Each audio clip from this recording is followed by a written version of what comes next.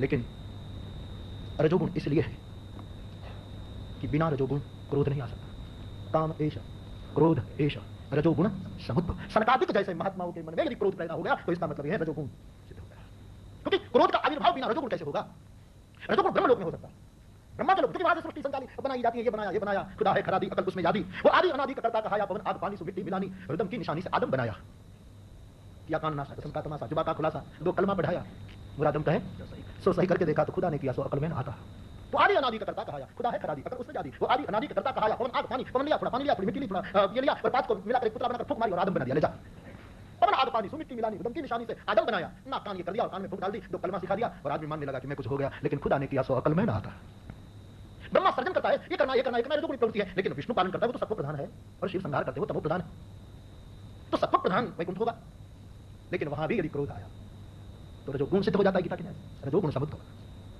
कौन मां बाप है उनके? काम क्रोध के, रजोगुण से ही तो पैदा होते हैं। तो रज तो नहीं है वहां, लेकिन कभी कभी रजोगुण दर्शन दे देता है वैकुंठ, इसलिए ब्रजमहान है, सिद्ध हो जाता है। और अब अंतः भूमि में भी देख, गोपी के इन सभी वचनों को बहुत पीना पड़ेगा, बहुत स्वाद लेना पड़ेगा, क्योंकि ये गोपी नहीं है, दंडिकारण्य के ऋषि मुनि है। कालों तक जिसमें चिंता। चौथी वस्तु,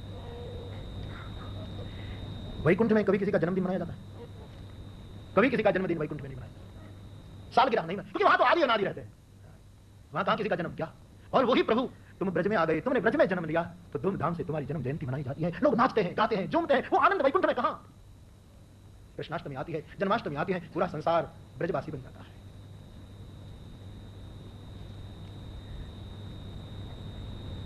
वैकुंठ में तो ये उत्सव नहीं हो सकता, वहां तो जन्म जयंती नहीं हो सकती।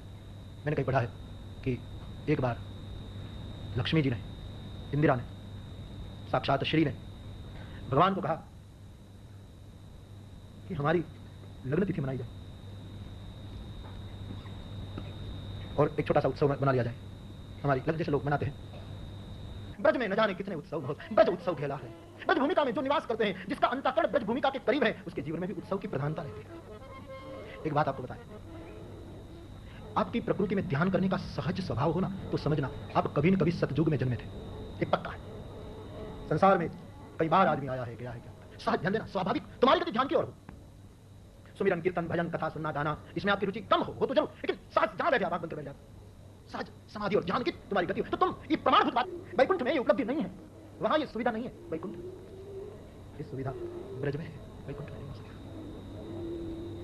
पांचवा, वैकुंठ में हरि दर्शन के लिए उनके द्वार में जाना पड़ता है और रोका भी जा सकता है।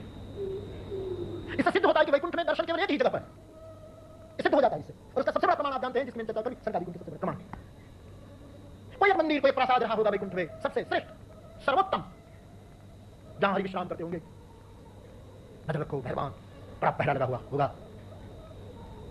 और वहां जाइए बिना हरि दर्शन नहीं होते होंगे, ये सिद्ध होता। तो वैकुंठ में एक ही जगह पर दर्शन का विधान है, वहां आपको जाना पड़ता है, उस बार में प्रवेश करना पड़ता है, और वहां आप रोके जा सकते हो, और फिर न जाने कितनी बीमारी आप में प्रकट हो जा सकती है, रोष आ जाए, दोष दिखाई दे, श्राप तक आप पहुंच जाए, हो सकता है। लेकिन ब्रज में ऐसा नहीं, ब्रज में तो जित देखो तो शाम नहीं, जित देखो तित शाम नहीं, जित देखो